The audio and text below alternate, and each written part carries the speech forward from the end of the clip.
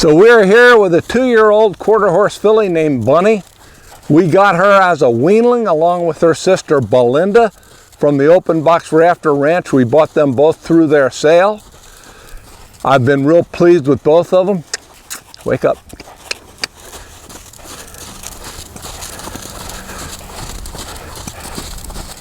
We'll be getting on her back before too awful long. She's a big filly, which doesn't mean she's more mature. So our subject today is going to be presence. You need to be present for your horse. Your horse needs to be present for you. And if you look at her, right now, I'm comfortable saying I'm one of the most important things in the world to her. That makes me feel very good. I think it also makes her feel good that she knows that her place in the world right now happens to be circling around me on a line.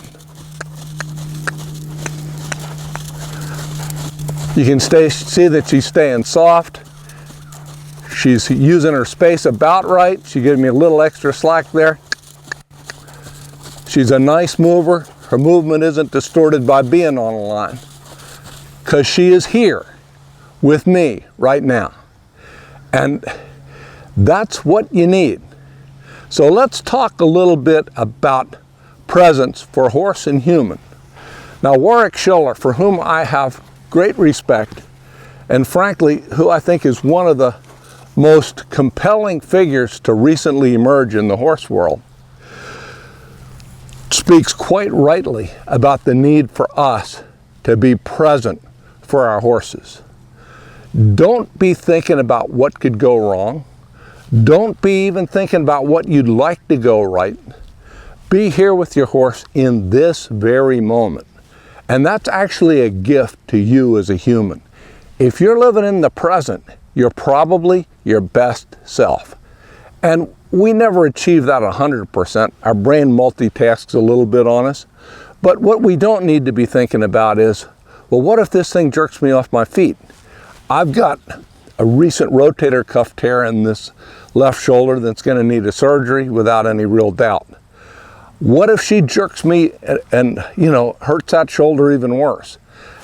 There's no point thinking about that. The more you think about it, the less present you are for the horse, and the more likely the unfortunate thing you wanted to avoid happening happens. It's much more likely. One of the challenges for me in doing these videos is talking to you folks. It's a great privilege, but it's also a huge distraction. And I'm not there as well for my horse. But you can't be looking at your cell phone. Go on, back up. Get back to where you were. You can't be looking at your cell phone. You can't be thinking about what you're going to cook for dinner, or if you're like me, what you're going to eat for dinner. It just doesn't matter. What matters is that you're here with the horse. Now, if you watch her, she's also present for me.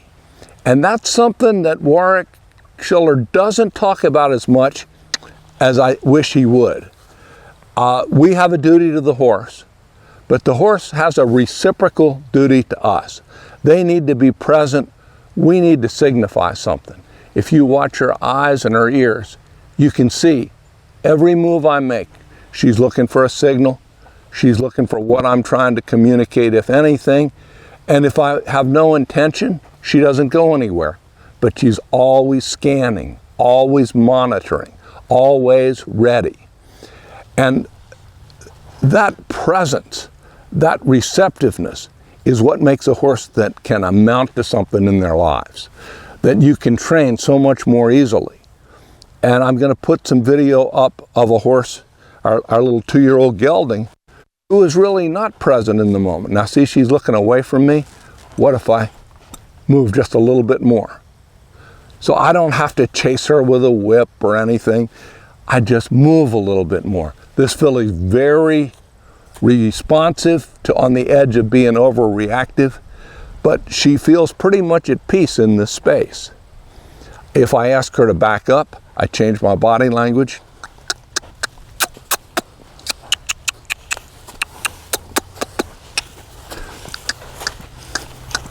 make a little bit of noise. And you can see that sitting there for a while, she sort of gelled. Okay, let's see it now that she's warmed up a little. And see, she can do a whole lot better. If we've been sitting here for a while and I say, I'm gonna take her the way my shoulder works.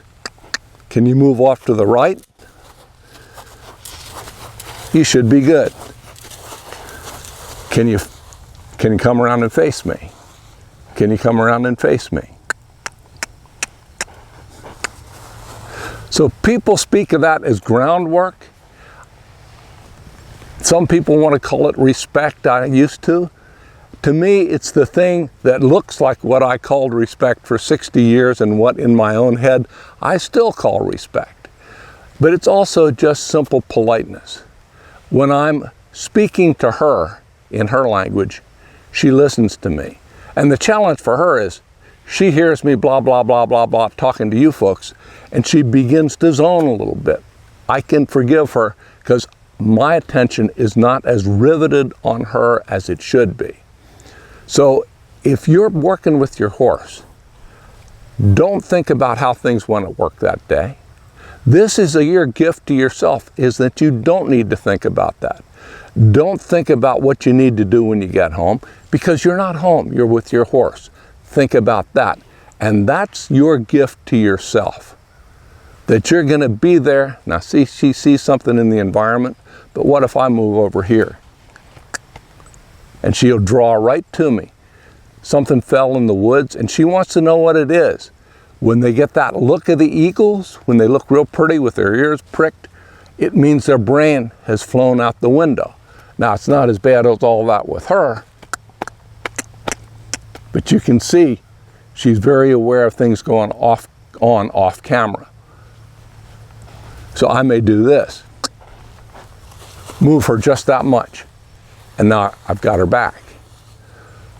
But you need to look for those little signs. Signs of stress, signs of relaxation, signs of recovery from stress. It's popular these days to talk about the two elements of the nervous system, the sympathetic and the parasympathetic. And the sympathetic nervous system has, I think, unjustly been vilified as where all the bad stuff happens. Well, a lot of good stuff happens in the sympathetic nervous system too. That's when your horse is on. That's when they're under a little bit of stress. And what happens when there's a little bit of stress? Learning happens. Whenever I learn something new, I struggle with it a bit. I feel a bit of stress. But when it's over, I come back down. And that's when they lick and chew, when they're coming back down off a moment of stress. Think about it this way. If you look at your horses out in the field, I think there's somebody in the woods. If you think about, lost my train of thought there. You want to be aware that your horse, this is where I was going. I got as distracted as she did. You see that? We must have been together because we both drifted off the same direction. Plus I'm getting dumber and dumber with the passage of time. So you won't see your horses standing around just licking and chewing. But when they're coming down off a learning experience, when you've just lunged them, when you've yielded them, when you've backed them off, when you've done a maneuver with them, they'll lick and chew. She's not licking and chewing now because she has no need to. They don't sit there and chew on their own tongue just for the heck of it. They do it as a symptom of recovering from that voyage into the sympathetic nervous system where they learn things. So that's a thought, because I'm touching on some of this science because it's become so prevalent and it's so often misunderstood or misquoted by other folks. The sympathetic nervous system isn't all bad. And at times when you're asking your horse to do something and it's difficult for both of you may be shading over into that system. That's a form of presence also. What you have to do is be present enough to recognize if it's going over the edge and becoming panic or becoming counterproductive. So we need to be together. We need to be thinking about each other. And when she looks over there and I'm distracted the same way, you can see where my brain went. I couldn't remember what the heck I was saying. And she couldn't remember what I was going to do with her because she got riveted with things over there. And if I'd asked her to do something in that moment, it would have been pointless. So if your horse is not present, get their presence back. Get them looking at you. My wife has a dog who was extremely difficult. She's a beautiful German Shepherd. I think she may be the most beautiful dog I've ever had. My wife has her, but I'm allowed to admire her. Greta was all over the place when she was a puppy.